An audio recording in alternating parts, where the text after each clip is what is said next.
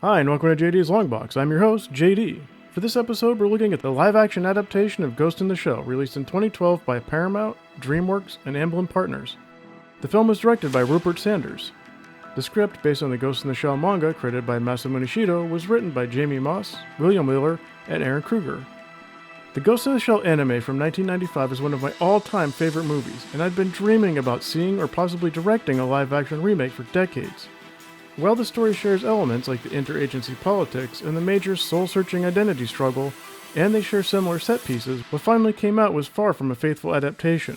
There are so many changes that it has to be viewed as a completely different story. For example, the Major, who goes by the name Mira Killian, is an experimental weapon with a human brain, and only a year of experience in the Counterterrorism Bureau Section 9. Whereas in most other adaptations, the Major is Matako Kusanagi, the field commander of Public Security Section 9, and the best fighter, tactician, and hacker on the team. As a result, Scarlett Johansson, to her credit, was playing a much different character. While she was still on a quest to unravel her identity, instead of the world-weary gravity that we got from the anime, Johansson's version of the character comes off much younger and less experienced. Instead of a warrior with years of combat experience, this Major is a fresh slate, with her training program implanted into her brain. There are many scenes that look like they are lifted straight from the anime, but with different context, I didn't feel any sense of urgency. It began to feel like the film was just going through the numbers of everyone's beloved scenes. Remember when she jumped off the roof and assassinated that diplomat? Check, but this time she's there to stop an assassination. Remember when she was invisible and fought that guy in the water? Check, but this time it's a different guy for a different reason. Remember when she fought the spider tank at the end? Check. But this time the tank's not there protecting the Puppet Master AI, it's coming to kill the Major's friend.